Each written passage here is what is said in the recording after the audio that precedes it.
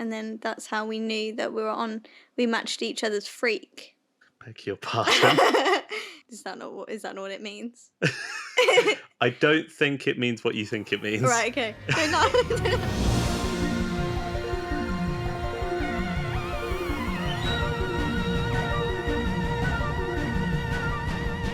Hello and welcome to the Thesayswhopod podcast with Kat and Sid. Hello!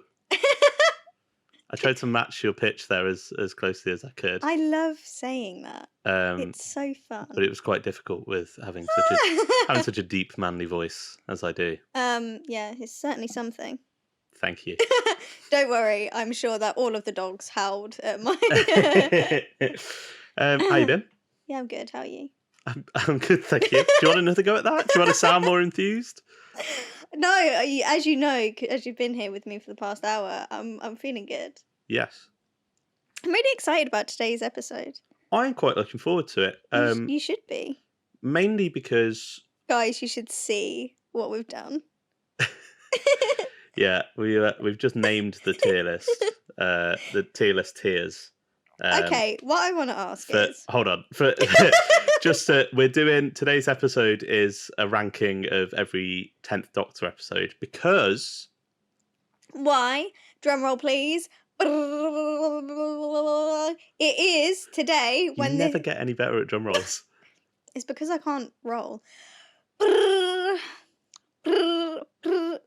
Today... That's good radio. Do I look like a radio presenter? Got the face for radio. And Oh! Bloody got him. That brought a tear to my eye. It was only a joke, my dear. That came out of nowhere. You set me up. You set me up. Oh my god. That was a clear shot. Wow. I can't listen. Wow. If you're going to present these opportunities to a comedian such as myself, you can't be angry when I take them. When did you become a comedian? Since birth, darling. Yeah. I think you just lack the craft and skill for it. Well... Right, let's stop this. So, there's going to be a TARDIS in there somewhere, isn't there? That's got to be that. Ask me what we're doing this for again. What are we doing? Why are we ranking every 10th Doctor episode, Kat? We're ranking every 10th Doctor episode, Tip, because it's today, as this is coming out, it's series 2, 20-year anniversary. Yes, it's been 20 years since New Earth aired on television screens. Which is absolutely mad. That's kind of crazy, isn't it? Yeah. Isn't it mad? Yeah. No, I'm just thinking, like, I can't believe that 20 years ago I was sat and my whole life changed because Cassandra Rose was introduced into my life. Thus, like, incepting a new vocal stim within your mind that would maybe not activate for another sort of 17, 18 years fully. But still now, anytime you reference even one line from that scene, that whole scene is being... Would you like me to do it? No. Because I have a feeling it probably will happen at some point during this Obviously, episode. as soon as we got onto that. Yeah. Do you know what? With anything Doctor Who within my special interest and like my favourite scripts to recite, I feel like, what's that mean when it's like, this is where my reality TV love crosses over, where anyone who watches Love Island, when Chris Hughes is like, does anyone want me to rap for them? That's what I feel like. Or I have no idea what you're talking about. Or the Wicked, when it's like, does anyone want me to sing Defying Gravity? That's what I feel like. So that's what you feel like, and you know that everyone's answer is no. And I still do it. And yeah, I still do it. And why don't you get invited to parties, Kat? Why don't you have any friends, Kat? So, I mean, we're recording this a few weeks in advance, so we've not got any news. If there is any news, like any big news, I have big we'll news. record and then we'll edit it in here. Oh my god, that was some news, wasn't it? Or just a pause where nothing happens. I don't Who know. knows? But it's exciting either way, isn't it? It is. So yeah, we'll I guess we'll get stuck in to the old ranking, shall we? I think we should. Do you fancy having a rank? Cheeky little rank? I'd love one. You are a massive ranker, aren't you? You're the biggest ranker I've ever encountered. Well, it's only human to have ranks. Yeah. When we first met... Yes. Where's this going?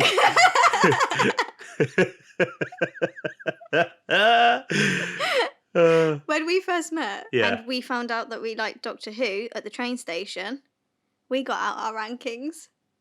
I don't think I had a ranking. No, I got at mine Yeah. because it was on my notes page. Yeah, of course. You don't remember? Yeah. I'm just saying I don't think I had one in my notes page. No. I probably had like a You rough had, like... mental sort of like, that's where I'd put that. Yeah. So I remember saying that I cosplayed and stuff. And at that point, I think it was something to do with a classic cosplay. And you went, oh, you watched classic Doctor Who as well? And I said, yeah. And then that's how we knew that we matched each other's freak. Beg your pardon. No, does that not know what it is that not what it means?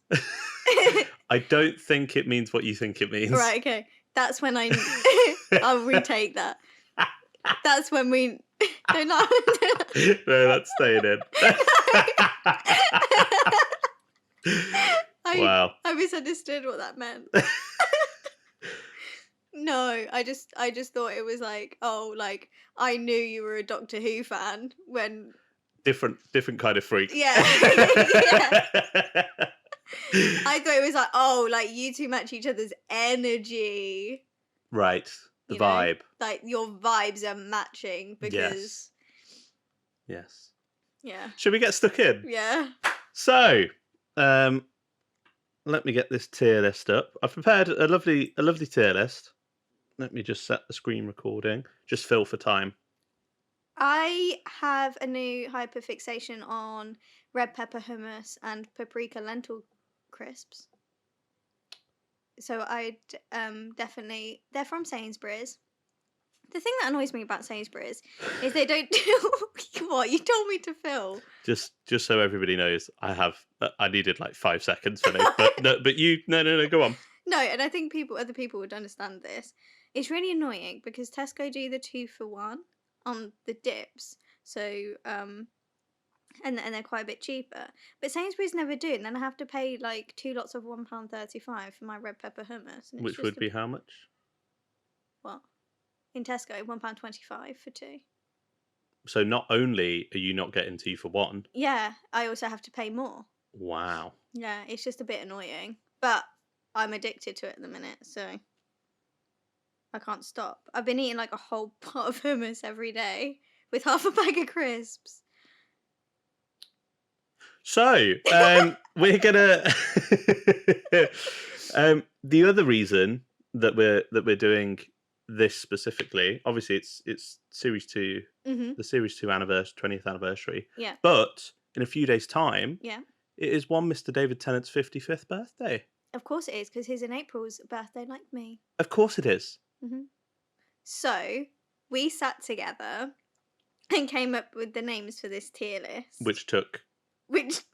Because okay, guys, I just want... Okay. I love when you say, okay, guys. It always makes me laugh. I'm interacting. No, I know, yeah. It's good. Thank you. Okay, guys, so, like, the way I was planning on, like, trying to come up with names for this tier list is, like, equating, like, Doctor Who lines and stuff with, like, how I feel. Like, it gives off, like, a 7 out of 10 vibe. Like, Rose losing her face in The Idiot's Lantern gives off such 7 out of 10 vibes, so there must be something in there. Can anybody else, like, please let me know in the comments if anybody else understands that? Because he was not getting it at all. I just looked at Kat just really puzzled for a solid sort of 10 seconds. No, I just, like, you can't tell me that when the 10th Doctor stood in front of Rose and she doesn't have a face, that does not scream 7 out of 10 vibe. No, I can because I don't know what that means. I genuinely don't know what that means. Or like, yeah. Anyway, so I was just trying to like think of like moments. Yes. Well, you've got a couple in here, Yeah, and you've got one that I think is incredibly tenuous, which you're going to have to explain. I think it's probably the best thing I've ever come up with in my life, to be honest. But I'd also just like to comment that after we did this, he did turn around to me and say, "This isn't your thing." The naming thing isn't your forte, I feel. I feel like I absolutely smashed it if he didn't cut my wings. Okay, well, I'll just recount some of your suggestions. Yeah, Go for it. For like the B maybe C tier. Yeah. Kat suggested the 10th Doctor's quote from The Impossible Planet says, "I'd have to get a house." Yeah. As a measure of quality. If that is not giving off B tier vibes, I don't know what you're saying. I think it was C tier. I think he said Wilf saying it's them up above. Yeah, for C tier. As in, yeah, like it's like mid range because all of those up above are better. One I did quite like, which we didn't end up going with, but I did quite like Kylie saying, "And it smells, it stinks." Yeah. That was good, but you did suggest it for like B tier, which no, but she's just really enthusiastic, and she says, "This is amazing, thank you," and then hugs the Doctor afterwards. So it wasn't like, this is, this smell in, I got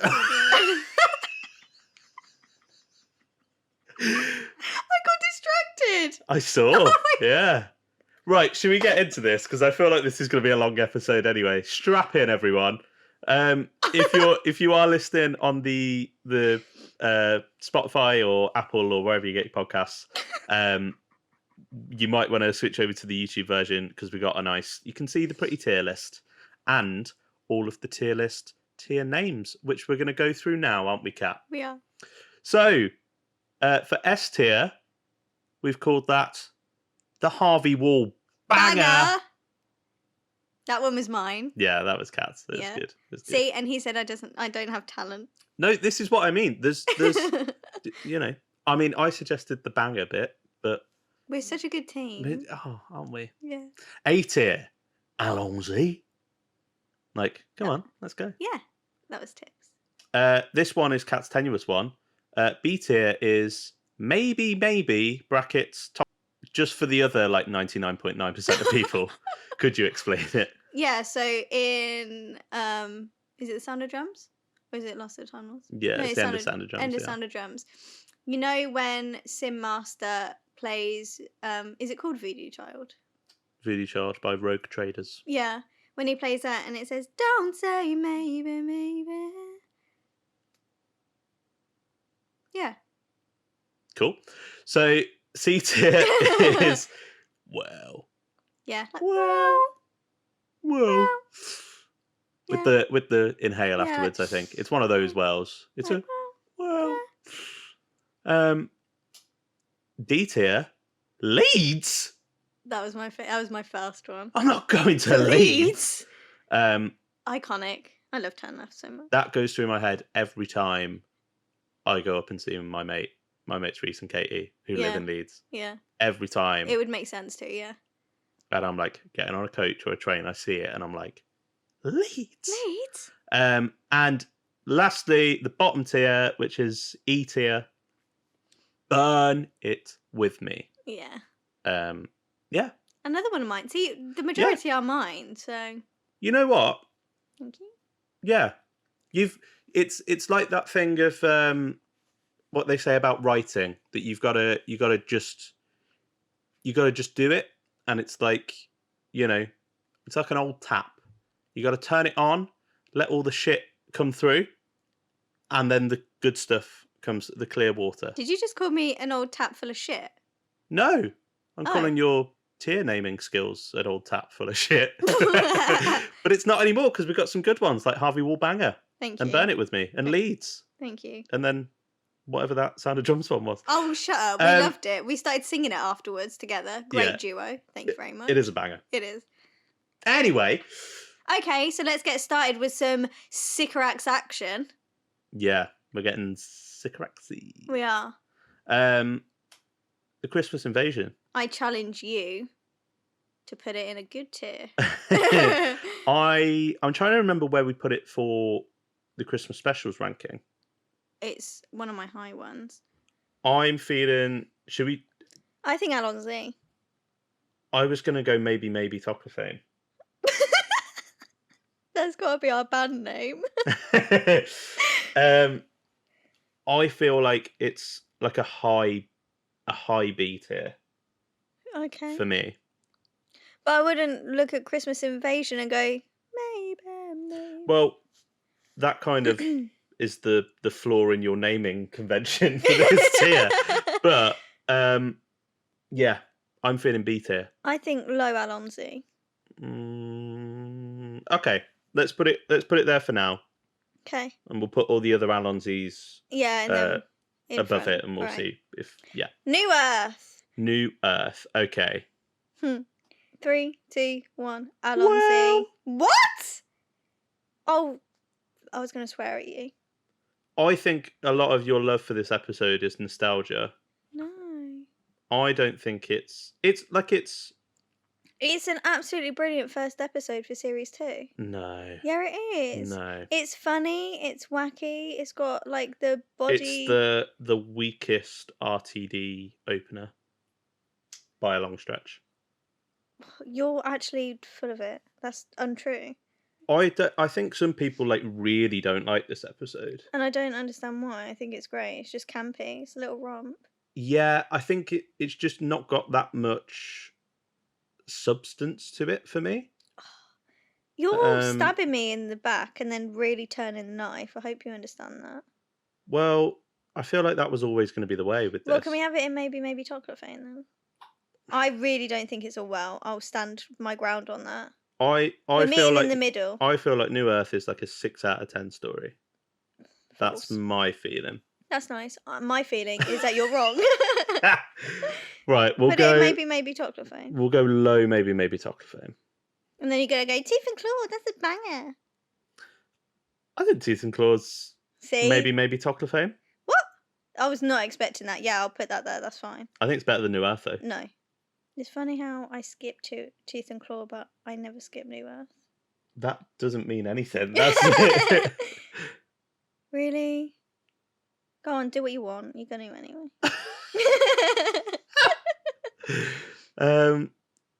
I mean, Go on. Fine. Go on. I mean, I've not put either of these two in the things I know, that so I'm giving it to you then. I think it's better than New Earth. Insane. School Reunion. Alonzi. Better or worse than Christmas Invasion? I think better. Okay. Oh my god! How did we agree straight away? That was quick. Yeah. No. Burn with me. Right. Burn it. That is just Burn it. objectively wrong. No, I'd put it in Leeds. That was dramatic because I like it all, bar the characterization. So I'd put it in Leeds. That's wild. That is wild. I'm gonna die on this hill. There's no way. Leeds. There's no way it can go anywhere below Alonzi. I'd be happy for it to sit at a high well. That's insane. That is insane. A high well for me.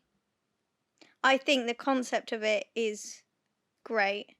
And I think the ideas and all of that, I really, really enjoy it. I really, really don't like Renette, or whatever she's called. It's Renette, isn't it? Yeah. Yeah, Renette, the 10th Doctor in it. I feel sorry for Rose and Mickey. I think that's your... I don't like the characters. I don't like the characterizations in it. But I like the as a concept and an idea and how the actual sci-fi elements are written.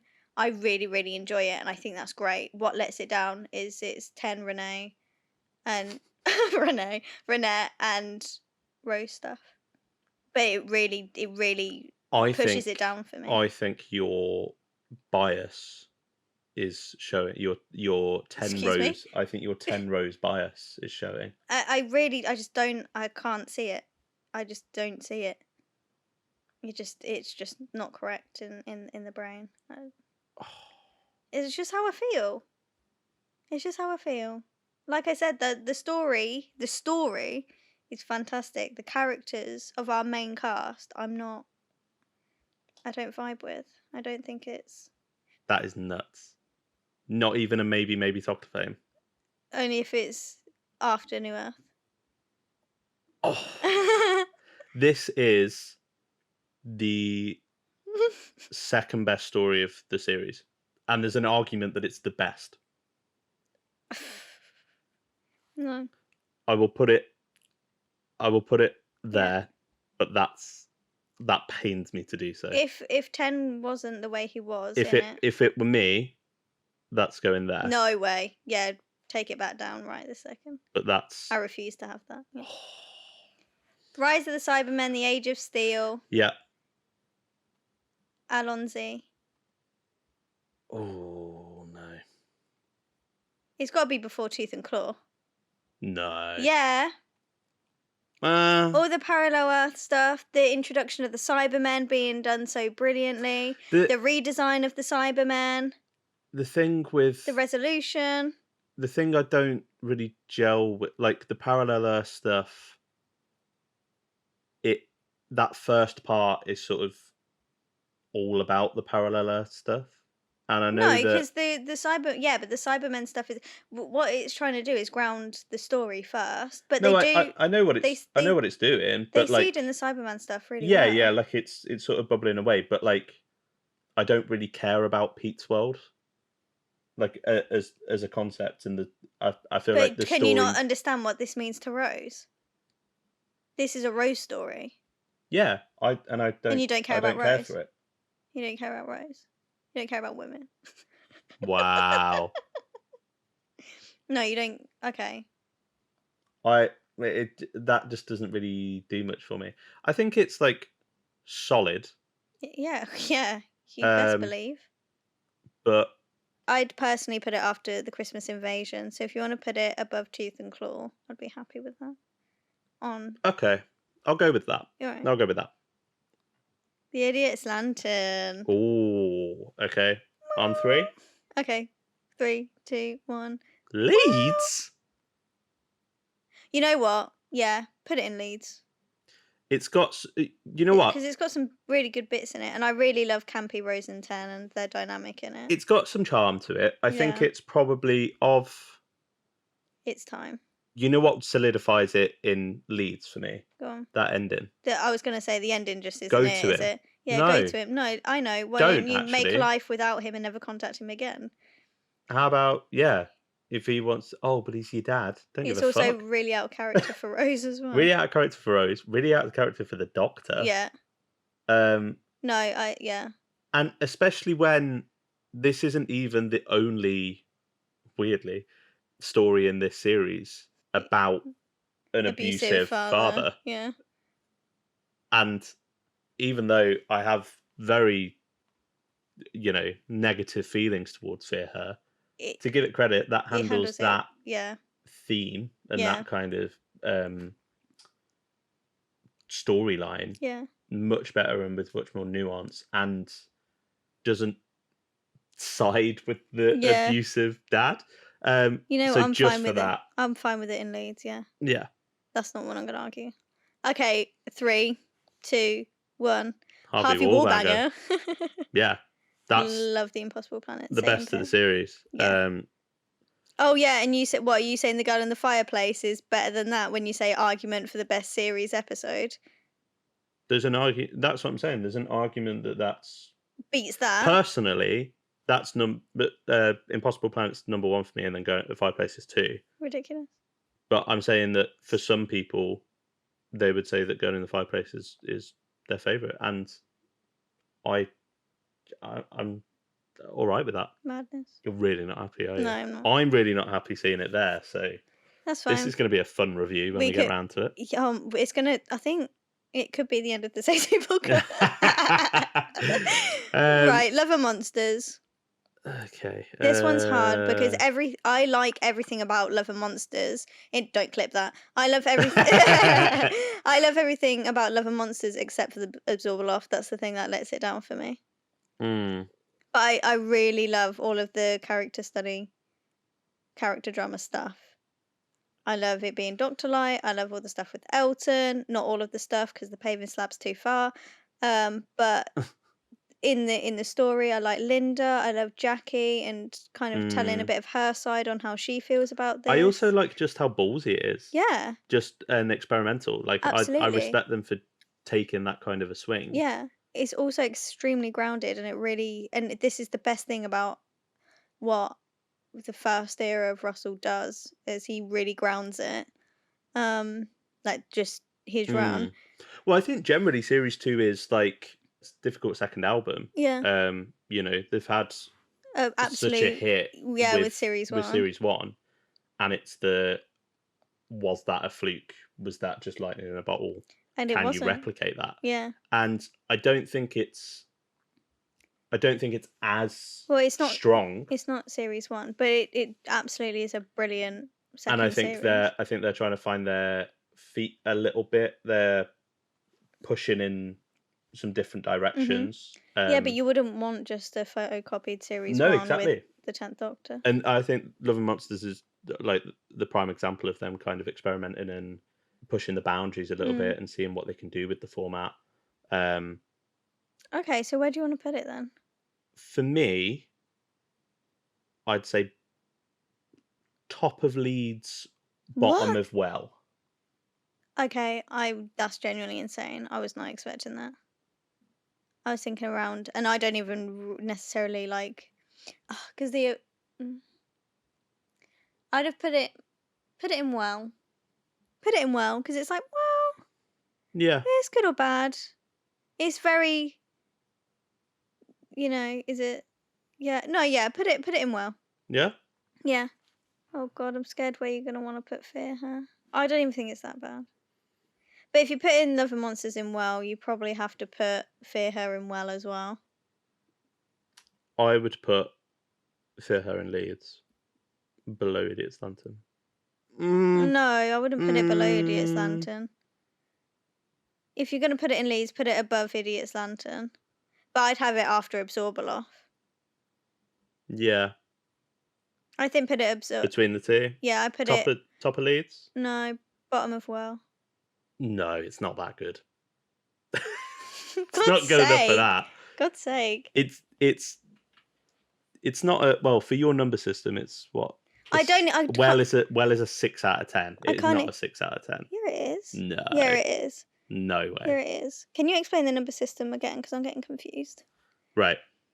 Here we're saying like 9, 10, high 10 9s and 10s. Yeah. 8s and low 9s. 8s and low 9s. 7, 6, 5, 5, 4 and below. Okay. Yeah, I'd put it after Absorbaloff then. I really like Fear Her. I just don't think it's a... There are many like 6 out of 10. There's a few 6 out of 10 stories in this run for me that completely eclipse Fear Her. Oh, God. Fine, put her above Leaves then. Above Leaves. Above Leaves. I'll put it over here. Yeah. Okay. Okay, we're not going to fight on this one. All right. Bottom of Harvey Wallbanger or beginning of Alonzi.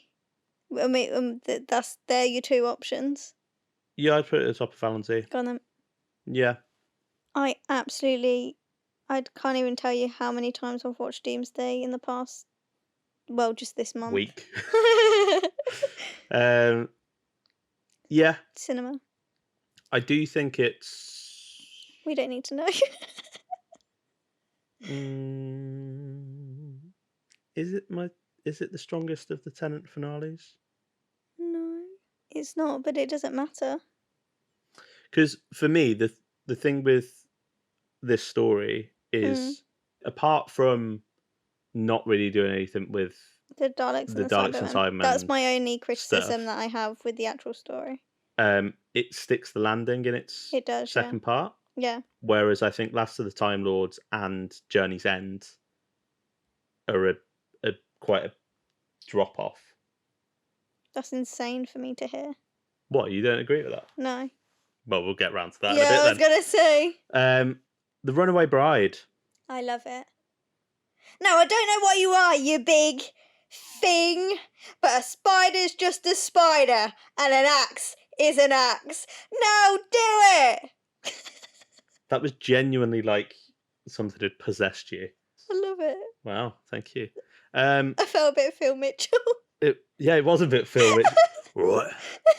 The spider's a Just wanted an axe. and an axe is an axe. I love The Runaway Bride. I think The Runaway Bride is Alonzi, definitely.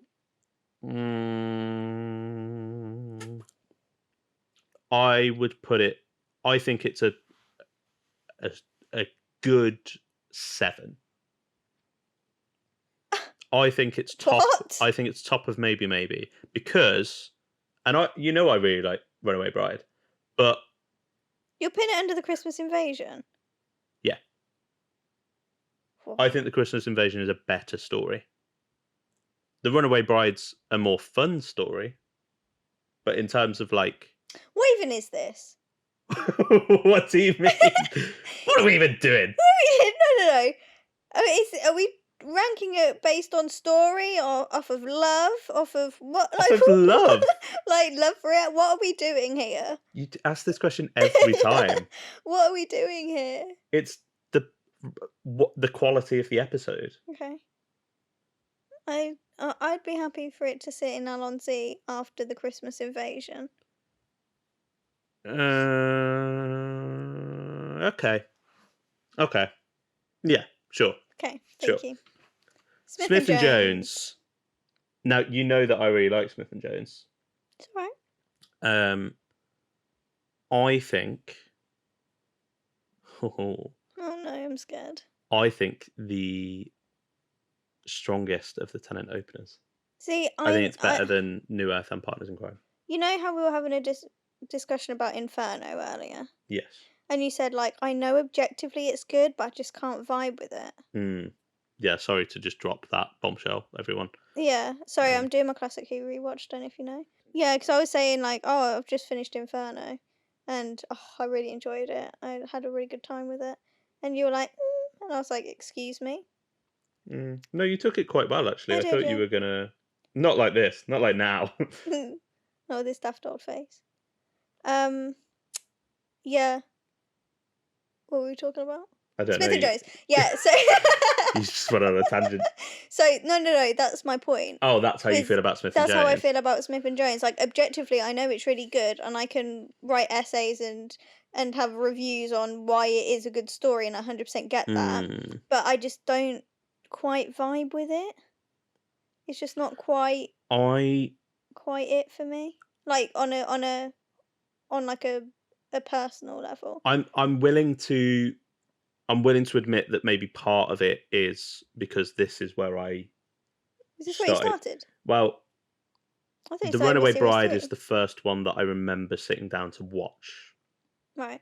And being like, I've got to watch Doctor Who. Yeah. So I'd seen bits of series... I hadn't seen any of Series 1. Insane. I'd seen I say bits insane of... as if the 7-year-old me was like, oh my god. Yeah, I was 5. Yeah. Yeah, I'd seen bits of Series 2.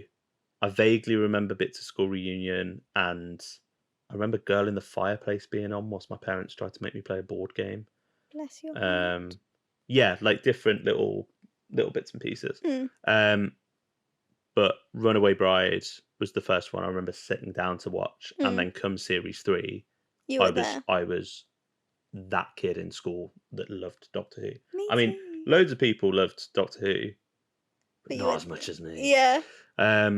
Me and my friend used to call each other after each episode on a Saturday to talk about it, and then we'd go in school on Monday and play Doctor Who on the playground. Well, I think maybe that's a factor for me of how much I like it. Like, and you know, it's difficult to kind of divorce that nostalgia from it. Yeah. But also, I think maybe that's a factor in why you maybe don't click with it as much, because you were obsessed with Rose. Oh no. When I had a hard time with Series 3 as a kid, and with Martha, because of how much I loved Rose and how much Rose was everything to me. It Mm. wasn't until I started to mature and I was getting older that I could start to appreciate Martha, and now I absolutely love her, like, and I have for years. Don't Mm. get me wrong. But when I was a kid, and I was like, what, 7 years old or something, maybe a bit older, it was hard for me to stop thinking about Rose. Mm. But that doesn't stop me from, like, especially now, I love Martha. I just I think really she's one of the like. most complex and strong characters and a really, really good role model for Doctor Who. I absolutely love Rima. I Yeah, think she had the hardest job and she succeeded so hundred brilliantly. percent. So brilliantly. Yeah, And I think that she deserved some better story. Like, for her, don't get me wrong, she had a great, fantastic storyline. And I really like how she left on her, as in Martha, left the Doctor on her own terms because uh-huh. she knew that she deserved better and she needed to walk away to live the rest of her life. Um, and not being in Rose's shadow because she saved the universe and she is absolutely phenomenal. I love all of that. I wish she didn't get compared to Rose as much in her series. Yeah, I think it. I I go understand. back and forth on it Yeah, because I do like. I like it. I like it in small doses, but I don't. I think at points it gets Yeah, a bit too I much. think, and I But think it can get a bit on the nose yeah, sometimes. Like but in it Human Nature, the whole like you had to fall in love with a human and not me. And I know that's yeah. not to do with Rose, No, no, but no. But um, yeah, yeah, the unrequited love thing gets, and also just a bit repetitive, yeah. like as well as kind of detracting from her character. Well, yeah. It feels And like it, her character was to not be Rose. yeah, which I think in some ways is great. Yeah, Like, yeah, you make her because yeah, you've got Rose who is younger. She's got a small family. It's just her and her mum, mhm, whereas Martha's got this massive family of siblings, yeah. and you I know, wouldn't say massive, but she's got a good sized well, yeah, family. but she's got like two siblings, mum, dad's girlfriend, Yeah, like yeah. um, Hi, Martha. Hi. dead cousin. She's got family, um, Cyber cousin. and Yeah, no, but then also she's kind of got where Rose is sort of treading water with her life. she's Martha's got a direction. She's training to be a doctor, and she's got this career ahead of her. And yeah, absolutely. She's so I smart. think in many ways they are very different. They are, yeah. Um, but yeah, I think sometimes that comparison that like in text, like in universe comparison to Yeah. her, is kind of detrimental. I do kind of like it at some points of what it says about the Doctor's character, I and was I gonna know say people are it's like, highly the on his 10th up. Doctor's such a dick to Martha, and yeah, like he's not great, but I don't think I think you've got it's to think of it in the context of who the 10th Doctor is and what he's just overcome with Rose in regards to coming off the back of the Time War with the Ninth Doctor, them two growing together, accepting things of one another, accepting things of themselves, and then what the 10th Doctor means to Rose, that relationship from 9 through to 10, and then Rose being devastatingly dragged from him, trapped in a parallel universe where he'll never be able to see her again. That's not something that you're going to be able to get over mm, within 2 seconds. yeah, because and it's obviously been a bit of time between Runaway Bride and Smith and Jones. I always get the impression that it has anyway. I always feel like Yeah, he's a completely different Doctor to how he it's been a good leaves at few the end of. months, but Yeah. also I think he's like, yeah, maybe I do need someone and whatever, but Yeah, like he's not ready. but he doesn't choose Martha to be that in the first place anyway. He does continuously say it's just one trip and he's gonna drop her back home. Yeah, he's I know kind of under the surface it's like, come on, we know that you're gonna. dipping his toe back in the water, isn't he? Yeah. And Being avoidant. yeah. I think he's just scared, isn't he? Oh, I thought. Sorry, Oh, what? I heard you turn your head, and I as you said being avoidant, and I thought you were calling me out. I don't need to. No, I'm doing it myself I was apparently. good. No, I can think it and you already know what I think. Yeah. I don't need to say Shut anything. up. No, but Smith and Jones. I think it's a really strong sort of fresh The plasma start. ball. I know we always say about you always say your new Who jumping on points are Rose 11th Hour and The Woman Who Fell to Earth. There's like sort of clean breaks. Although this isn't a clean break, I think this is also a valid jumping on point, because to a certain extent, well, because Rose is series 1 and 2. It's a new companion. yeah, So. and you're learning through Martha. Martha's eyes. Yeah. You're getting callbacks to stuff. I mean, that's kind of how I watched it. Like, well, yeah, I started with series 3, and then there's references to the Daleks and the Court of Scar and whatever. Yeah. And then it's like going back, and then... it's almost like, for me, it was almost like watching New Who, and then going back and seeing the Master for the first time with Pertwee, and being like, oh, so that's where they, yeah. No, I don't disagree at all. I like the hospital setting. I think the whole like hospital on the moon is just a fun little. I like the Judoon. The Judoon are a great idea. Yeah. The Plasmavore is like with a tube, with a little straw, even. Yeah, just like sucking blood out of a straw. Just Anne Reid camping it up. Yeah. And I don't know. I think just the whole thing of like the threat of the oxygen running out and Barefoot on the Moon. Barefoot on the Moon. Like there's even just like the chase sequences through the corridors. Like I don't know. It just feels really fresh and fun. And for me, I would put this above the Christmas Invasion, possibly above School Reunion. Okay, I'm happy with that. Which would do you reckon better than School Reunion, or one below between that and Invasion? Because I'm happy with either, and I'm also happy to like. Well, in my actual rankings, Smith and Jones is higher than School Reunion anyway. Okay. It's an 8 out of 10 for me. So let's go there then, shall we? Yeah. Nice. Burn with me. The Shakespeare Code now. It's so sad because I actually really, I'm a theatre kid. I love Shakespeare. I was so excited as a kid to watch this episode, and it used to be one of my favourites. I'd watch all the time, and then I grew up. Would you mind if I made a horrendous confession live on air? For a time, when I was a kid, this was my favourite episode of Doctor Who. Yeah, well, it makes sense. You're a theatre kid as well. But even just I love the witchcraft and I like the setting and I just found I found it really engaging. Yeah, and fun and I really clever how the I know it's kind of become a bit of a, not a trope, but it's sort of the format for the Russell celebrity historicals, where it's like, Unquite Dead, Charles Dickens, he meets aliens that look like ghosts. That's a bit like his story, The Christmas Carol. Yeah. And then Shakespeare, witches, that's a bit like Macbeth. And Agatha Christie, all of that. But I think it's really fun. I really like the Carrier Knights. I think the Carrier Knights are great. I love the idea of them having their science being formed from words instead of like it's just a different kind of physics. That's beautiful.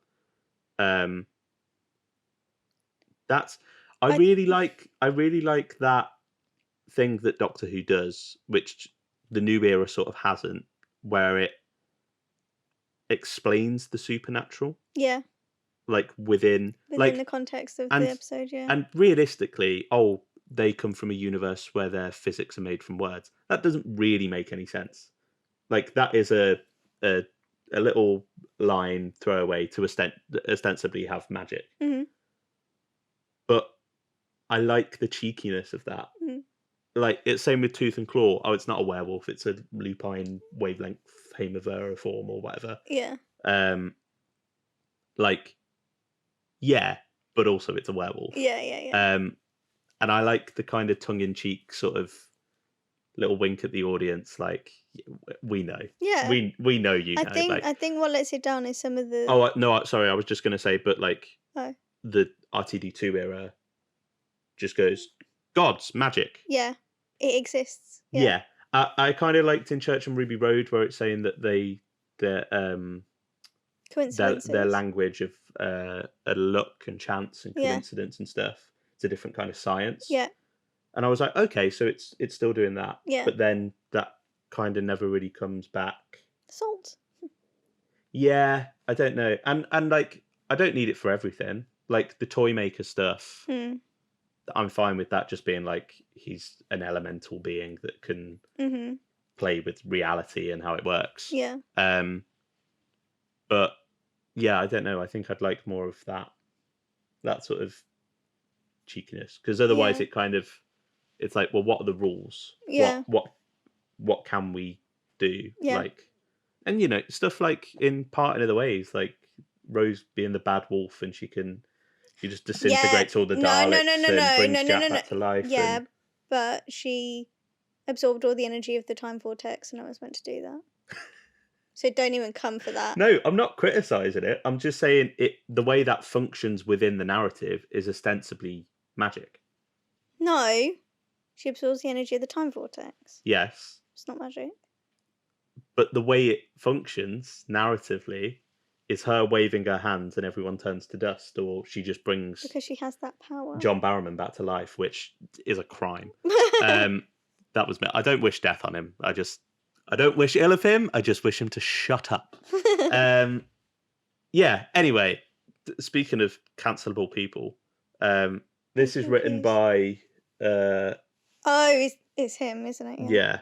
Which makes sense. Obviously, fuck that guy. Bad man, bad script, good ideas. Yeah, there's some lines in there that just feel... Well, that's why when I grew up and realised the context of things, etc., etc., that's why it's a shame, because, like I said, when I was young, I really enjoyed it because it had I love witchcraft, I love Shakespeare, it looks visually like astounding to me, something that I'd really gravitate towards, which I did. But there's just things that I can't forgive, and that's just the way it is. Yeah. That's just the way it is, so... But I do try and divorce, art from the artist and all of that. Yeah, but I can't with him. Yeah, but then we spoke about Unicorn and the Wasp and how much we liked that. Ugh. Like... Yeah, no, I think... Yeah, okay, yeah. I think my criticisms for it would be those bits of the political correctness gone mad. Yeah. Good old JK, even though at the time we didn't know how poorly that would age like milk. Yeah, but if we don't know what connection and conversations they probably have had in the past. I don't think he's ever met JK. Well, maybe now, but yeah, I don't know. No, he's not big enough for that. No. And there's some, interesting vocabulary used in reference to Martha being black. Yeah. But I think that in itself can work if the Doctor's reaction isn't just like, oh yeah, political correctness gone mad, and just kind of shrugging it off. Yeah. I don't know. There's something more, especially I think when he was so, like, when they step out the TARDIS and she's got the very real concern of like, I'm in Jacobean England. I'm black. Am I going to get carted off as a slave? And he's like, nah, don't worry about it. Yeah. Yeah. No, maybe have some kind of consideration. Yeah. Where would you like to put this story? I don't know. I really don't know. I think at its core... I'd be happy with it in Leeds. See, I was going to say higher than that. I was going to say above Love and Monsters. And I know we've just spent time talking about, oh, it does this and this, and that makes me go...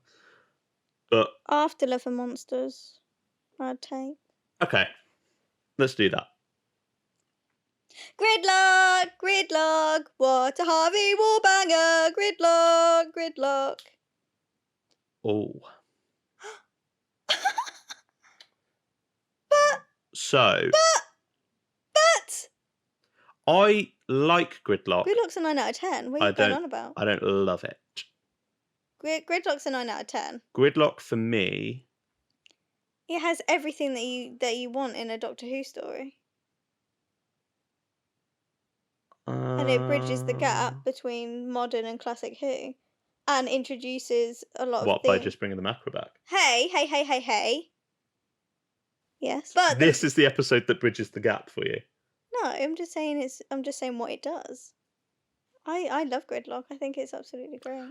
And it's also really dynamic, considering it's just a load of cars in traffic. You do something really exciting with it. I also love all the stickers with the mood patch things. The mood patches. And is that just because you like stickers? No.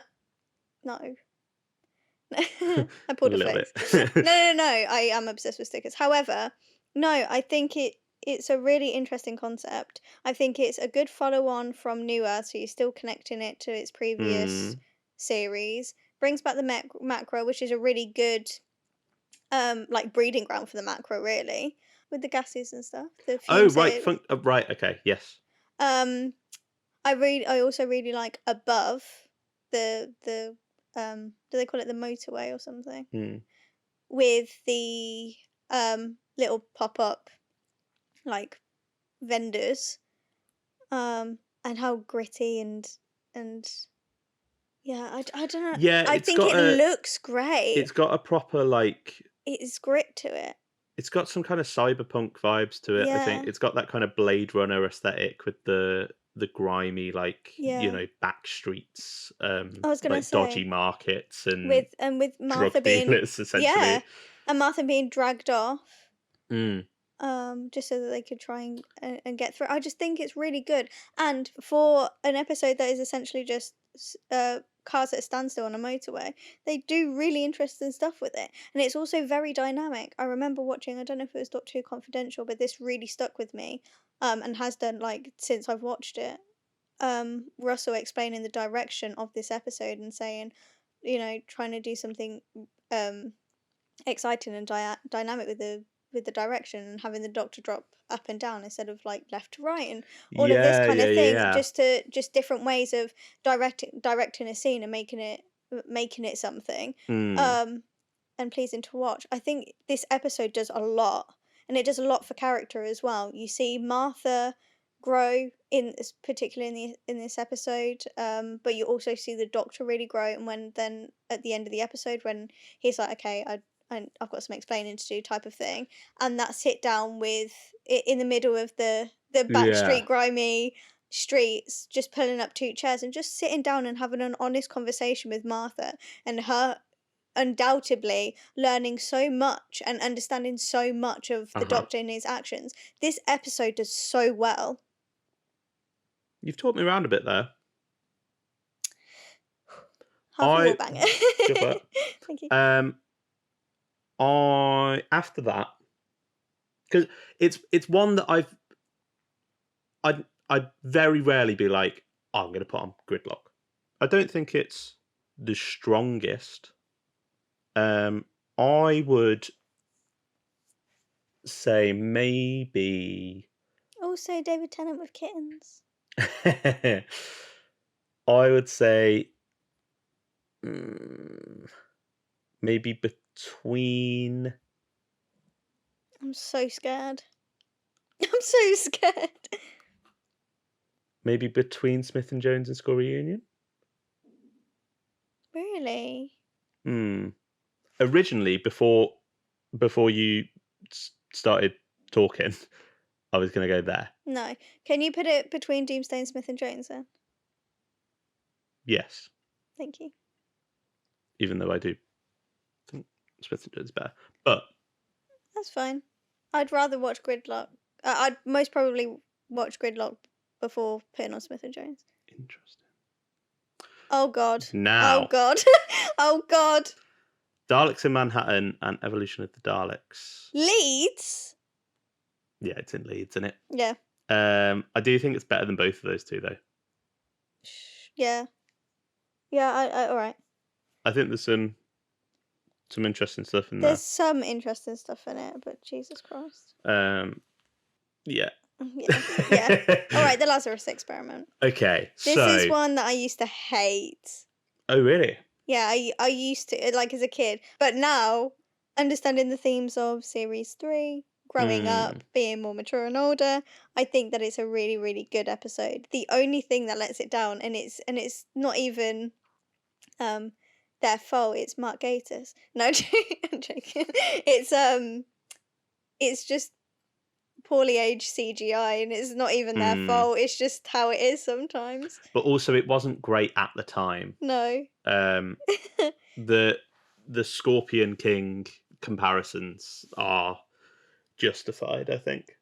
I also think it's got a weird pacing to it, because you have all the stuff in the lab, and then you kind of get the false ending where it's like... I was going to say, it feels like when they're outside of the venue thing, that's where it should end, and then it doesn't, it carries on. Yeah.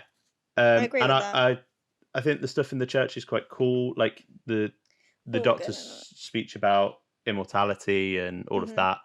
I think the whole, like, I mean, to be fair, it is set up, the whole, like, hyper sound waves thing being, and then him using the resonance of the organ and the acoustics and stuff. Yeah. But it's not the most interesting conclusion. I give this episode a 7 out of 10 normally. I'd give it a 6. I'm happy with your 6. I think better than Love and Monsters. I think top of 6.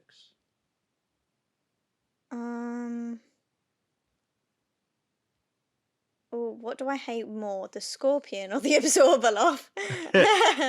Because I think as a design, the Lazarus creature is really cool. Yeah. The execution of it, not so much. But the weird scorpion thing with the tail, like... Yeah, that's... Yeah. Yeah. Right, put it above Love and Monsters then. Yeah? Sure, why not? Yeah, whatever. Yeah, whatever. 42... Alonzi? Yes. I think it is an Alonzi. But where?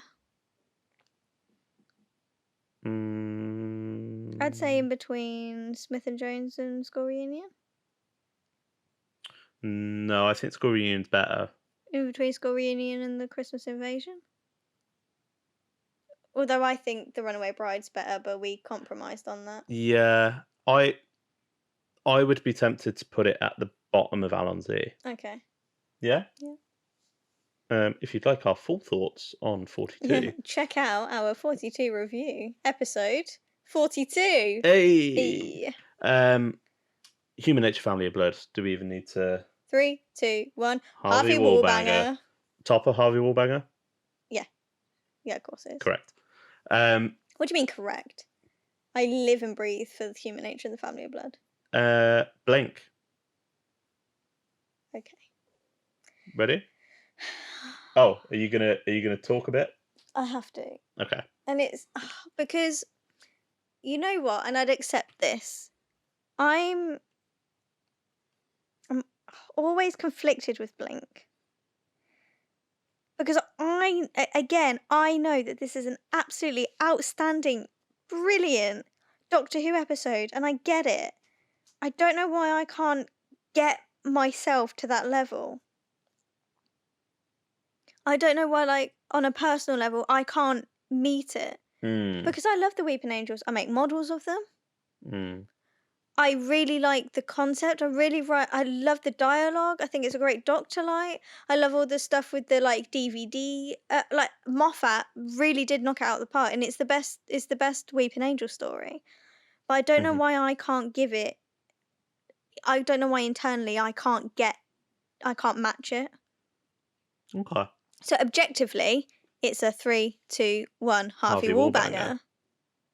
But I'd be lying if I didn't announce that personally it would be like top Alonzi for me. I can't quite on a personal level quite get it to a Harvey Wallbanger, even though that I know objectively it is that. Okay. But I'm happy for it to go in Harvey Wallbanger At the after bottom. the Impossible Planet. That's where I'd put it Yeah. anyway. I do really love this story. Mm. Yeah. I mean, overrated? I think that might be why I can't get there, because it's overrated. And That might be a thing. I don't think I think it's just a victim of its own success. Yeah. To a certain extent. Yeah. Maybe we'll revisit Blink Well, at some yeah. point and do. I think, to be honest, I think that I'd be able to get myself up to a Harvey Wallbanger on a personal level if we didn't have Time of the Angels. Right. I think because I don't think its follow up is that great, and it's the same with Angels Take Manhattan. I think because they don't hit like what Blink is, it's just a different direction for them, isn't it? And I don't quite agree with everything that is said about them and their kind of like character and stuff. I don't know what it is. But yeah, go on, put Harvey Wallbanger. It's a Harvey Wallbanger. Utopia. 3, 2, 1. Harvey Wallbanger. Now. Does it need saying? Whereabouts? I mean, I think it's between Human Nature, Family of Blood and The Impossible Planet. Really? I think so. See, I really like Utopia, but I think for me it would be the bottom. What, after Blink? No, I'd happily put it between Blink and The Impossible Planet. Okay. I'll go with that. Personally, I would have it that way around, but that's fine. Sound of Drums, that's the Time Lords. It sucks because I like its setup. I'm not a massive fan on its execution. That's how I feel. But I do really like Martha in it. I think Martha saves the day twice. I think she does it in the episode and saves the storyline as well.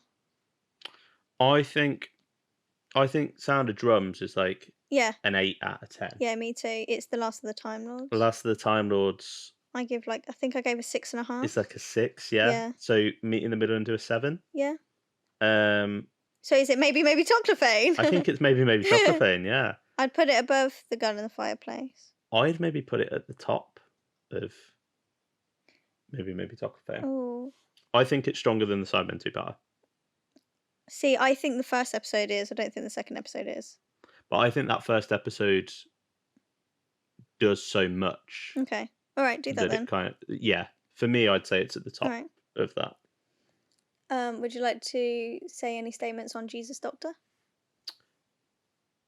Voyage of the Damned.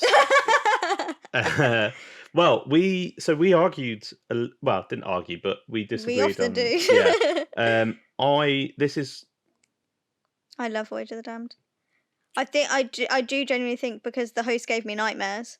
I love horror. I genuinely I think they're absolutely terrifying. For me, Voyage of the Damned. It's it's a campy Christmas special. Bottom to mid of maybe Toclophane. I'd have it above Tooth and Claw. Yeah. In the middle there? Yeah. Yeah. Oh my god, I didn't think we'd agree on that. I'm happy with that. I'm happy with that. I mean, really I'm not happy with some of this going on, but Partners in Crime. Which we're not right now after that comment. Top of maybe? Or bottom of Valentine? Top of maybe. Yeah? Yeah. Cool. Because I think it's good, but that's it. It's just a good solid episode, yeah. Isn't it? It's solid, it's fun. Yeah. It's a little romp.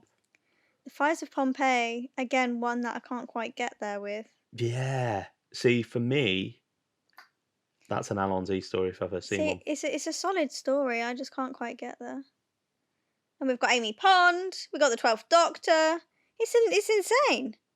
I think I would put that just below Army of Ghosts. No. I'd put it at the top of maybe. No, it's better than that. Okay, sandwich it between School Reunion and the Christmas Invasion then. I think it's better than School Reunion. Okay, sandwich it between Smith and Jones and the School Reunion then. I mean, I do also think it's better than. Okay, well, I don't think it's. Yeah, no, I'm just voicing my. Well, don't. Now, Planet of the Ood, I Love this episode. don't like it. Why? How? I love slavery. No, I I don't know. It's just what again. I know that it's like pretty good. Is this I your just Inferno? yeah, sort of. I just don't.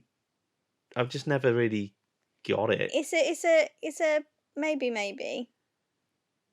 I'd put it above Partners in Crime. Oh God, no. I would. Planet of the Ood. So Planet of the Ood, the Sontaran Stratagem, Poison Sky. Those when I go to do like a chill. I need some chill. Feel good. Oh yeah, feel good. Feel good episode. Your feel good comfort episodes are Planet of the Ood and Turn Left. And the Sontaran Stratagem, the Poison Sky. They're the ones that I'll those. And then if I need like proper like feel good, then I'll put Doomsday on and the Oh yeah. Ah, and the Part of Other Ways. And isn't it just so feel good? Journey's End. But they're my good. They're the ones. They're That's the ones for me. actually insane. That's like, I need a feel good episode, and it's all the most heartbreaking finales. For me, Planet of the Ood would be. I'd be happy for it to sit between Voyage of the Damned and Tooth and Claw. Okay, because for me, it would be top of Well. Okay, well, let's do where I said then. I feel like that's been most of this tier list. No, do you want it at the top of Well? Because I'll let you do that. It just doesn't. It just doesn't for me. All right, that's fine. Because on the ones that it doesn't for me, it's fine. Yeah. I really like the Sontaran Stratagem and the Poison Sky. I really like it. There's just something about, and I'm not even necessarily a Sontaran person, but I really like this two-parter. It's just feel good for me. I think it's all right. I think it's like fine. But what about the Ratigan Academy? I think All of that stuff's great. I like all the Atmos system stuff. Yeah. I love the 10th Doctor in it. I love his hair. I was going to say, I think the Doctor, like David's really good in this one. Yeah. There's some real like doctor-y like energy going on. I love Martha and Donna together. I love it all I love Unit's back and. Shall I tell you what I don't like about it? The clone. The Sontarans, it feels like a weird sort of plot for them. It doesn't feel like a Sontaran story necessarily. Yeah, but they're just going to convert Earth to be their cloning world, which seems very them. I don't know. It just feels like when you're bringing back the Sontarans, and yeah, you get that scene. Like I think probably one of the best sequences in the story is the Sontarans versus Unit in the factory. Like that's a cool little sequence, but like that's sort of what you imagine for we're bringing back the Sontarans, and it's this warmongering race. Yeah, but they're being tactful here, or even tactical. Yeah, I don't know that. Yeah, the other thing is that it wastes Martha. Martha, there's two of her. How can you say it wastes? Because she's not Martha. No, she has that wonderful bit when the Doctor's being funny with her and she's like, am I carrying a gun? And she's like, well, I'm trying to change it from the inside out. No, I'm saying it wastes her. It wastes having Freema around because Why? About 20 minutes in, she's just evil. No, I think they're just doing something different with her, and then she gets to shine in the Doctor's daughter in the next one. So I don't think she's wasted. No, I think she's wasted in both of these. I think she's more wasted in the Doctor's daughter, if I'm going to say anything. But okay, well, where do you want it then? Top of Well. Top of Well. Yeah. Oh, that was easy. I thought I was going to have a bit more of a fight. No. Okay. The Doctor's daughter. It's really sad because I like so much of this story, and dislike so much of this story Yeah. at the same time. There's There's some good really good stuff bits in there. there. I really like the fact that the war's only been going on a week. Yeah, that's a really cool concept. That's really cool, and I love how Donna figures it out. Yeah. Donna's really good in this episode. Mm-hmm. I do really like all of the like, what do they do? Take the extract the DNA just to make more soldiers and that kind of mirroring image of the Doctor being a soldier and his daughter, and all of that. I think that's I really like the tongue in cheek. The Doctor's daughter, because it is the Doctor's daughter in so many ways. Like, I like all that kind of stuff, but there's a lot in there that I'm not really a fan of. I like the Hath. I think the Hath are great. I think they're wasted. They're a cool design, yeah. I think that the Hath and Martha, when she's on the surface and he pulls her out of that sinkhole, I cry at that. That really upsets me, and Freema acts her arse off. She's so good. Oh, she's just brilliant anyway. I love Freema. But yeah, it's just a bit of a bland nothing story, isn't it? It's just a filler. Yeah, I'm glad you said that, because that's kind of how I feel. Yeah, there's some highlights in there. Yeah. But it is just a bit of a Yeah. No, I agree. And it's kind of how I feel about the Lazarus experiment. But the highlights in that are better. Yeah. And there's maybe more of them. I think this episode is more notable for the behind the scenes thing of it being where David and Georgia met. Yeah. Like, and that Georgia's Peter Davison's daughter. Yeah. How do you feel then about the Doctor's I Never Would? Because that's obviously a big moment, isn't it? Yeah. I think it's beautiful. As in, like, the setting of... Yeah, in that like, room, greenhouse yeah. thing, yeah. I love all that kind of thing anyway.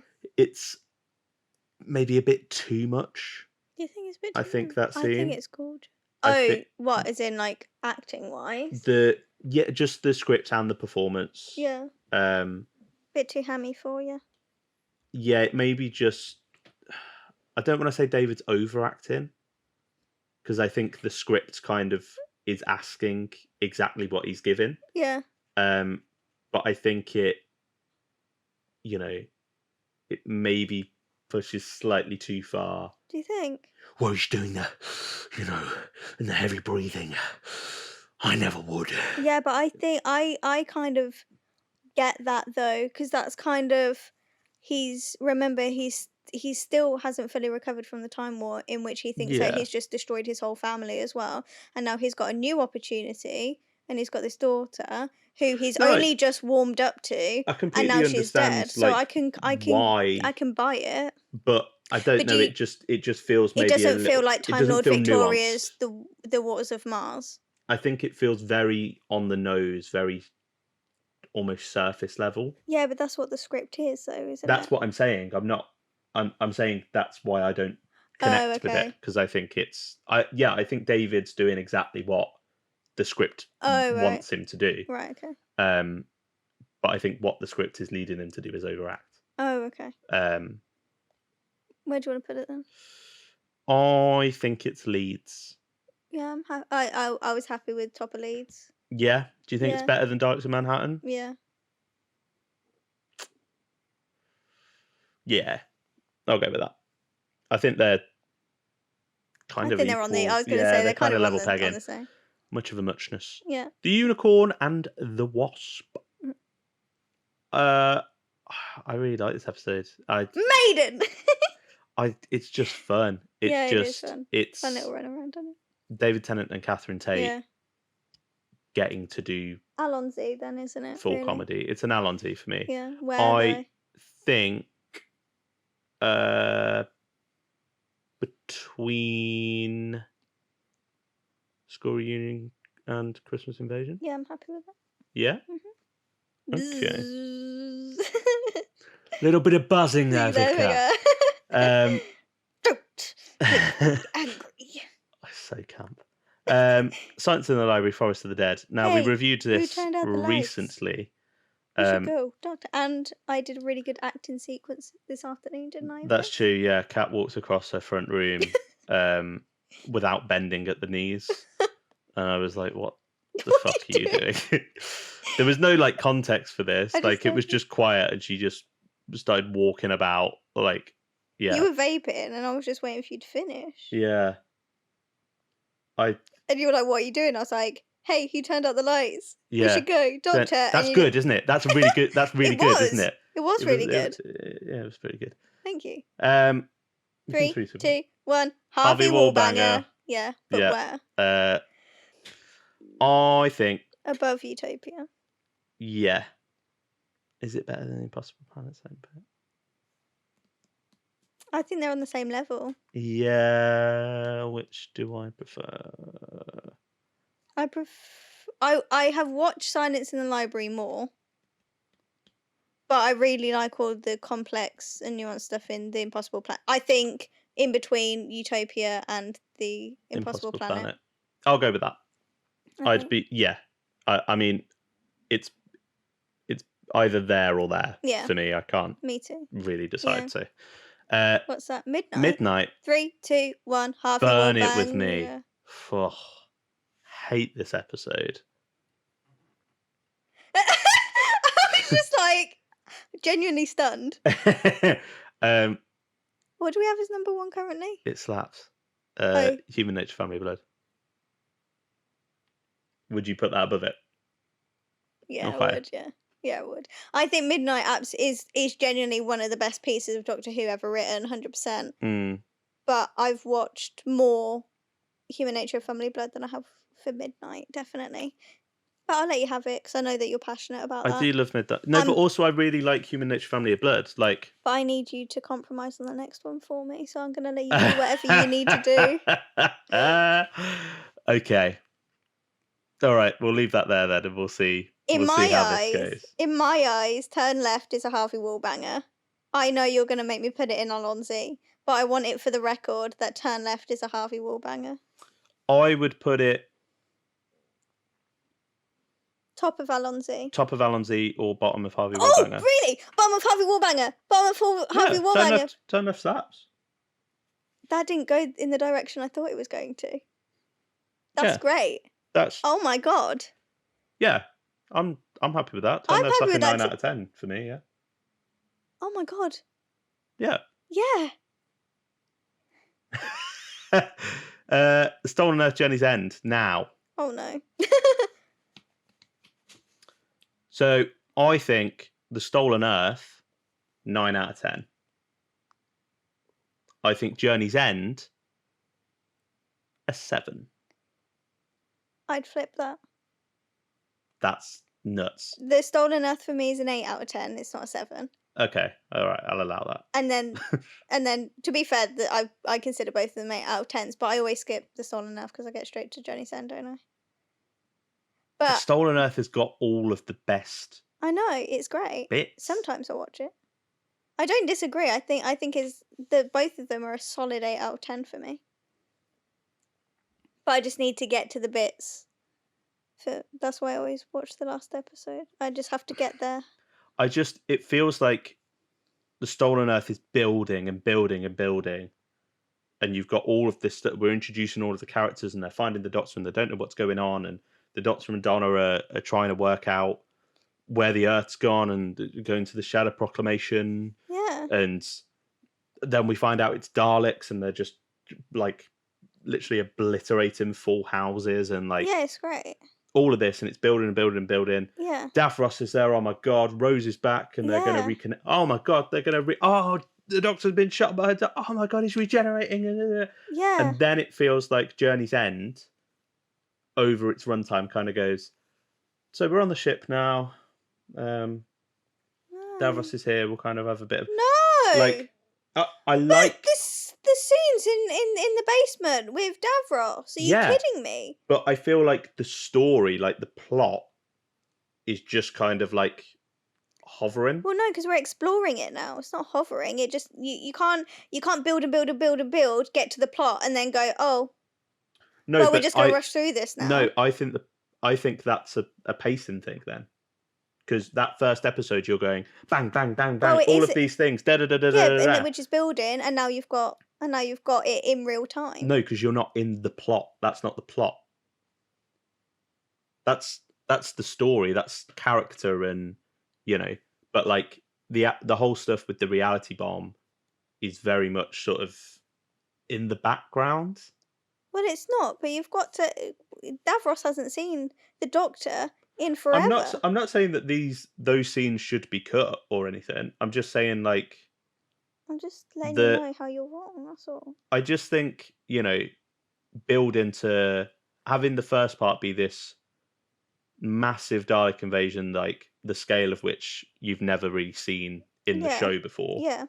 And then to have part 2 be majority of it, of David Tennant and Billie Piper stood in a spotlight. Yeah, but I think you're Davros. minimising it. I think you're saying it at its basic, and not explaining that Journey's End for most of it feels very static. But it's so flavourful, and it's tense, and there's other things bubbling away underneath, ready for the big climax. Yeah, that's the other thing. The climax, like the conclusion of that. I don't mind the Dr. Donna thing, and that being activated through the whack on the head and all of that. Whack on the head. He zaps her. Yeah, and she knocks her head.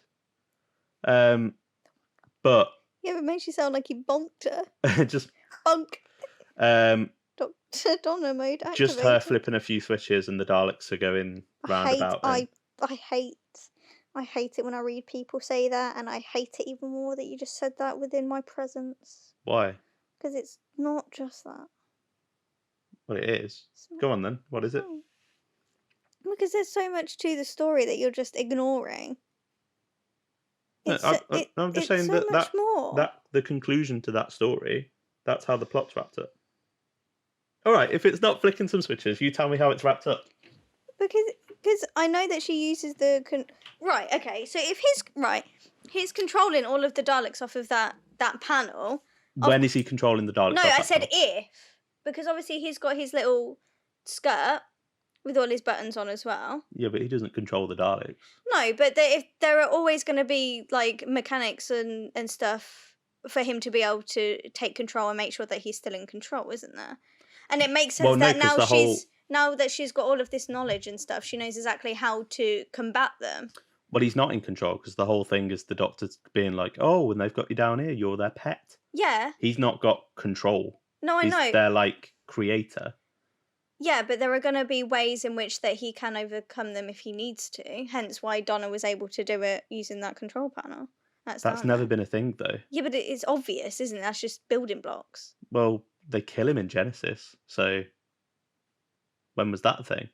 Well, I'm just saying, we're not talking about Genesis of the Daleks, though, are we? Sorry, is this episode about Genesis of the Daleks? I don't think it is. I'm just saying, you're like, well, it's obvious that he'd have that. Well, he didn't there, so there's no implication. But we're talking within the context of this episode, but we're talking about the context of the episode. But there's no implication that he has that. You've just made that up and gone, obviously he's got that. But it makes sense for that to be a thing within in the realms of what she's doing. He's never been able to manually control the Daleks. He's just led them. No, but she's doing sciencey bits in which I can't technobabble my way out, into which it creates the Daleks to do this. Why would, on the Dalek ship, there be some kind of controls or sequence of controls that can make the Daleks spin and play dodgems? Yeah, but as it, oh my god, you read that.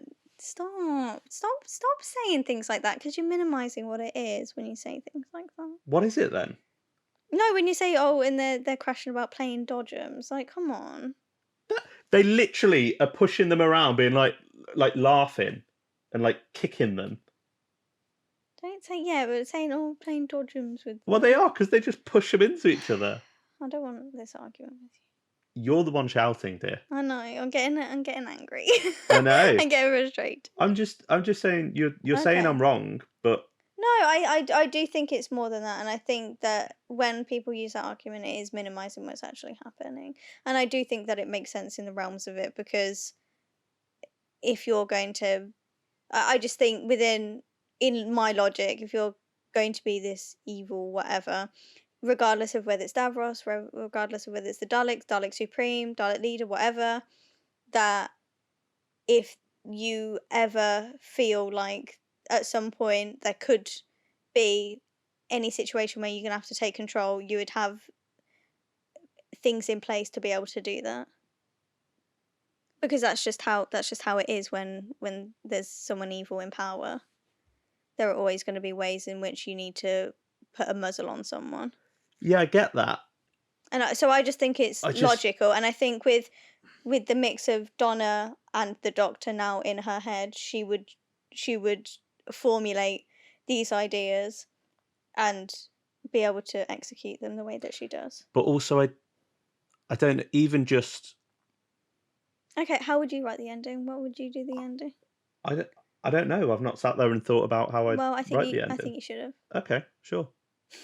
I'll go away and rewrite the ending, shall I? Yes, please. There's definitely going to be a comment underneath saying, "Where's the third part of your rewrite?" Yeah, it's coming, all right. Instead of right at the end of Journey's End.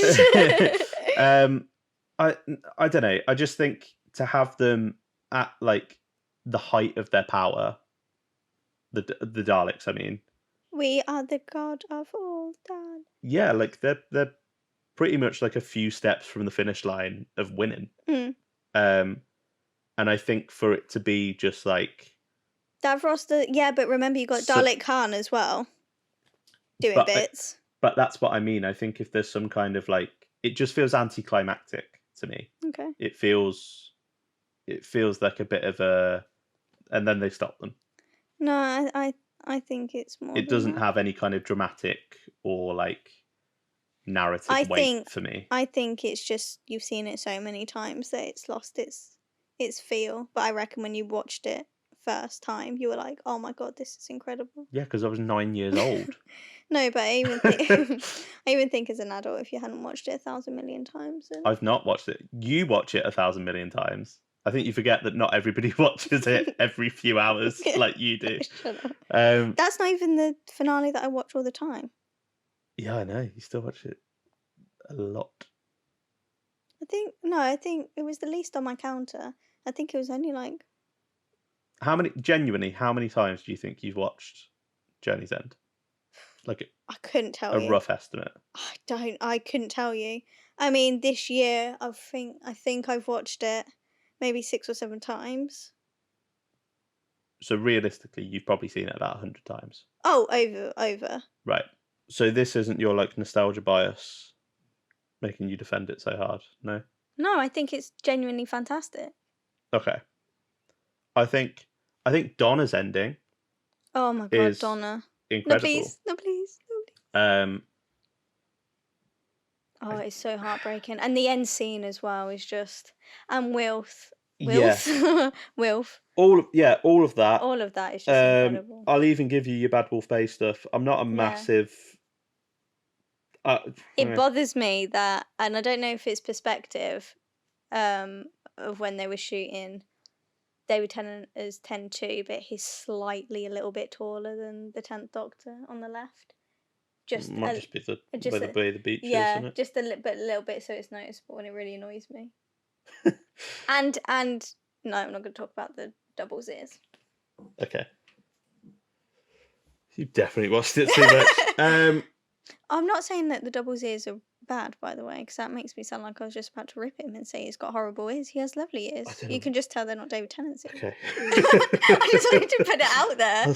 That's fine. I don't think anybody was concerned. No, I just got a bit worried. If you're David Tennant's double from the episode Journey's End, I think you do a cracking job at standing there. I would put it.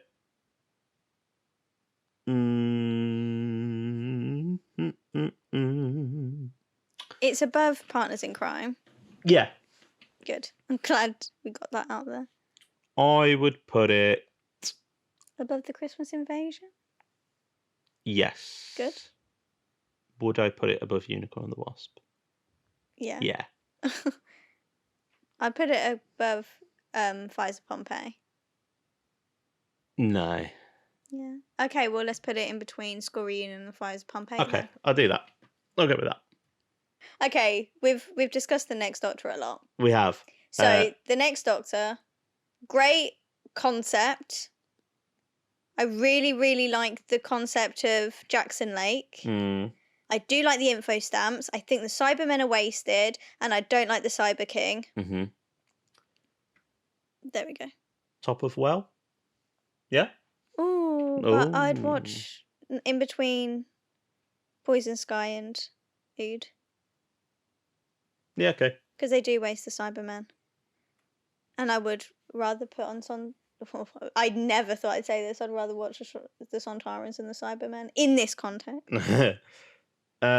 Planet of the Dead. Burn with me. Yeah, it is my least favourite of awful. the RTD1 era. But I'll tell you what, who's the actress that plays her? Michelle Ryan. Michelle Ryan. She's back in EastEnders, and she's doing great. I'm happy for her. The Waters of Mars. 3, 2, 1. Harvey Wallbanger. Right, now the question is where? I think I would have this as number 3.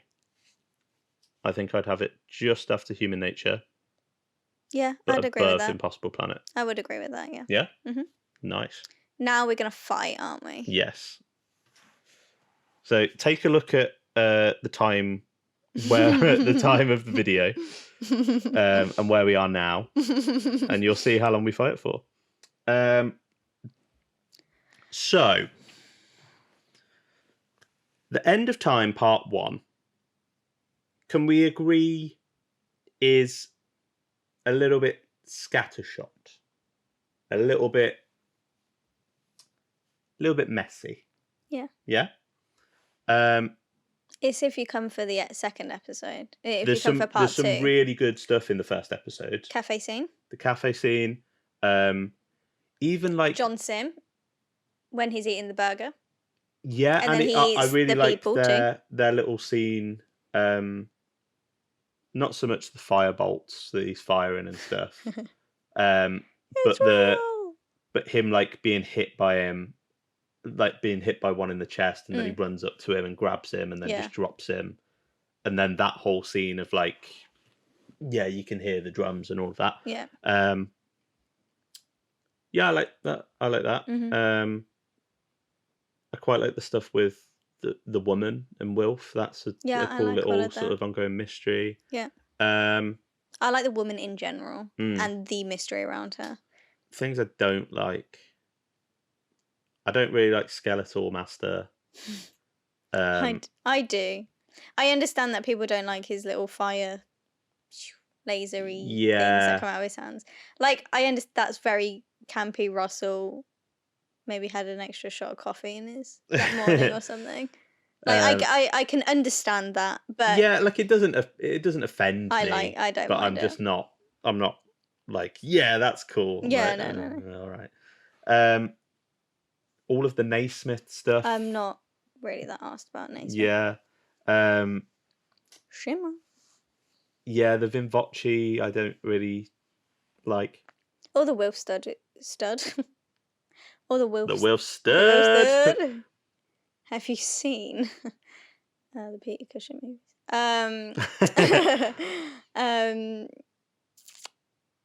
I forgot what I was saying. All the MILF stuff. Fucking hell. Jesus, you really like Better Cook and See. All the Wilf stuff is great. The Doctor and Wilf is always great. I still really like the Wilf and his little bus friends out on an adventure trying to find the Doctor. Yeah, I don't mind that. I like all of that. Until she grabs his ass for no reason. Yeah. Will you behave, Minnie, honestly? Yeah, no. But like I don't like the Master Race as a concept. I just don't really like it. Or yeah, I don't know. It feels like it doesn't feel like something the Master would do. He doesn't want to be everyone. He wants to control everyone. Yeah. And I get that. What best way to do that? By making everyone you, though. Yeah, but then I don't understand how. So there's like 6 billion Masters. Why do they all like they're all the same person? Yeah. but they all listen to the original. Mhm. Like that feels like, Yeah. I don't know. But you get something like I think bloody he'd get too bored. He'd do it all. No yeah, one would and combat it's like him, and then he'd be there's like, no one "Oh," to play he'd just with. revert them all back. So he'll get too bored. I think. Yeah, or they'd start fighting with each other. Yeah. And it's like, well, why are Well. you? Well, I was the original. It doesn't matter. I'm the same. Da, da, da. Yeah. Like bloody Doctor Falls, they literally shoot each other, Yeah. Yeah. and there's only 2 of them. Yeah. Like No. 6 billion, Yeah. they're murder. Yeah. Um, I think it's fun. It only works because not everyone turns into the master. I think if everyone turned into the master, then it wouldn't work. yeah, it. I don't know. It just didn't really do anything for me. I like the idea of it. Just doesn't fit in character for the master, Mhm.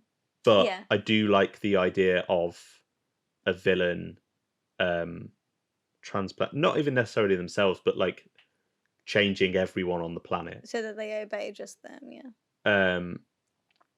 And that, like, there's some great little. I mean, the flight deck scene anyway is great. Oh yeah. Um, but that bit where Wolf's like, did he change them in their grave? Yeah. Like, that's a really Yeah. horrible little idea. Yeah. Yeah, I think that could work for a Mhm. different villain, maybe. Yeah. Like that, I don't know. But yeah, the second part, it's still got some goofy stuff, I think know. it's a lot stronger the second part though. but you've got Time Lord. David Tennant, Bernard Cribbins, John Sim, and Timothy Dalton Yeah. all just give it, like, bringing their A game. Everything. Yeah. I quite like the idea of the Time Lords coming back. Like, that's a cool concept, Mhm. especially because it feels like that's what Russell's era has kind of been building to. Yeah. Yeah. Yeah. Yeah. Of course it is. Yeah. And yeah, I think it's solid. I think generally part 2 I'd say is solid Mhm. with some incredible bits in there. Yeah. I think there's more incredible bits in there than not though. Yeah, but I think the story, like the plot, Mhm. that's where I'm like, yeah, it's all right. The stuff that makes me go, fuck, that's good, Are the performances and is the acting. performances Yeah. and the writing and just those character scenes. Yeah. And the drama of Mhm. it. The Fornox scene, Yeah. like all of that. Mhm. The bit on the deck. I'd be proud If you were my dad. if you were my dad. All of Yeah. that. Even like the little bit between the Doctor and the Master where he's like, We could be beautiful. yeah, the rewards To get my reward. Maybe goes on for a bit too long. Yeah, but that's just Russell wrapping up, isn't it? It's them doing a victory lap, and they kind of earn it. I think they earn it. That's why I forgive it, because this is Russell tying up, or not tying up his loose ends, but saying goodbye to everyone, and then that's it. Yeah. So I think do it's- forgive it. I think for me, it's the fact that it's like it's a nice scene in a vacuum. But did we need to see Joan Redfern's granddaughter? No, but we get like- some really good pretending to sign books acting. You leave Jessica Hines alone. I love it. I Um, love that scene. Where would we put this? Because I'm feeling. I think it's Alonso. I also think it's Allons-y. I think after Doomsday. Or do I think it's before Doomsday? Yes. I think after Doomsday. After Doomsday? Before Gridlock. Yeah. See? You didn't need to put your date, time, and location in case you didn't ever show up again. Oh, that wasn't what I was referring to. Oh, Jesus. Oh, is it? I was just saying, Oh. look how much longer of the video's left to Oh. listeners or the podcast. Oh. And they can see how long we talked about it for. But you were planning to murder me. Okay, that's nice. I wasn't planning. I was worried you thought I was going to. Oh, that's good. How do you feel about that list? Yeah, there are some bits I'd change. As I'm sure you... Same. All right. Right, shall we go through it for anyone that's listening? Yeah. Yeah. Okay, so do you want to do it tier by tier? Yeah. Yeah. Should we go from... So, Harvey Wallbanger. Yep. We've got Midnight. I need my glasses. Shall I read them? The Human Nature... It's all right, I got it. The Human Nature and the Family of Blood.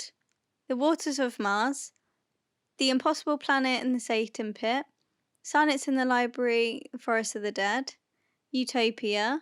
Blink. And Turn Left. And in Allons-y, we have Army of Ghosts Doomsday, The End of Time, Gridlock, Smith and Jones, The Fires of Pompeii, The Stolen Earth Journey's End, School Reunion, The Unicorn and the Wasp, The Christmas Invasion, The Runaway Bride, and 42. For Maybe Toclafane. I love it. Maybe Toclafane. We've got Partners in Crime, The Sound of Drones, The Last of the Time Lords, Rise of the Cybermen, The Age of Steel, Voyage of the Damned, Tooth and Claw, New Earth, and The Girl in the Fireplace. Absolutely. Way too high.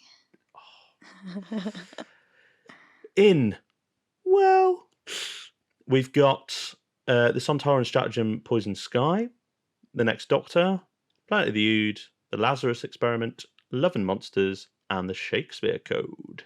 In Leeds, we've got The Doctor's Daughter, Daleks in Manhattan, Evolution of the Daleks, Fear Her, and The Idiot's Lantern. And finally, in the bottom, Burn It With Me, is Planet of the Dead.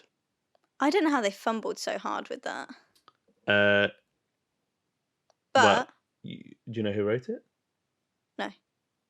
Russell T Davies and Gareth Roberts. Oh, so really, Gareth Roberts. Yes. Yeah. I'll tell you what it did do though. Every time I see, and this is funny because I don't even like Easter eggs. Oh, God. But every time I see the Doctor in the bus and he's got an Easter egg in Yeah. his hand, I do think, I could have an Easter egg. You could. It's an excellent use of free will, young cat. Yeah, but I forget that I have that. Yeah, you do. I had this brilliant moment where I realised that I could spread out and sleep in the middle of the bed if I wanted to. Yeah, I got a text just randomly being like, I've just realised I don't have to sleep on one side of the bed. No. I can sleep upside down if I want. I could sleep on the side. Who's going to stop me? No one. I'm glad you're not wasting your weekends. No, it's just funny, isn't it, when you realise that you can do certain things. So, I think that probably takes us to the end of our episode. It's certainly the end of our tier list. I was going to say, well, there's nothing really left to tier list, is there? No, we could put Dreamland on there. I've never seen it. We could put... Oh, don't worry, we're doing a commentary. We could put David Tennant featuring in John Barrowman's Tonight's the Night. What? We could put the Doctor Who reference in Ricky Gervais's Extras. What? Is it? Why would he do Yeah, that? so let us know what you think of that list. Specifically, let us know what you think of our hot takes, where there's certain episodes that we're not connecting with, or vehemently hate or love, such as Kat being so wrong about the girl in the fireplace. I'm so right. Thank you very much for listening to this episode of the Say So podcast. We have new episodes every Wednesday, don't we, Kat? I don't know. You sounded a bit confused then. I just lost my train of thought.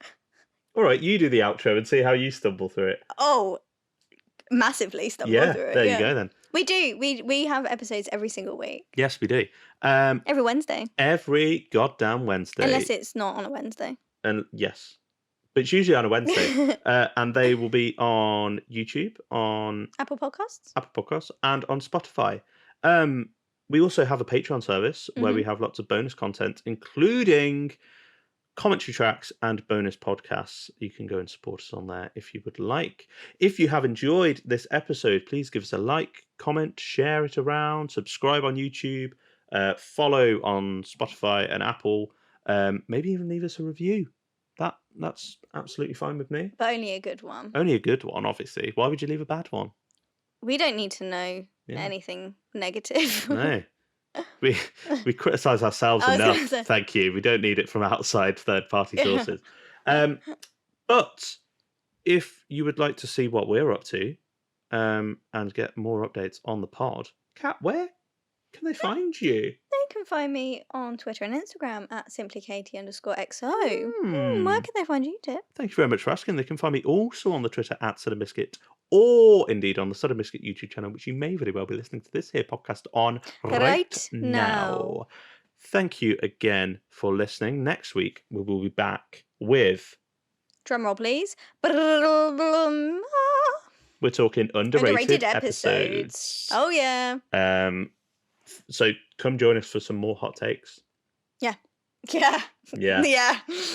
Yeah. I'm There'll be a interested few, I'm sure. to see. Mhm. We might have a guest for that. We don't know. We're recording this in advance. Yeah. I haven't asked anyone yet. So yeah, we might do. Might just be us. Sorry. Who knows? But yeah, in the meantime, have a good week, and we'll catch you on the next one. Bye. All right, bye.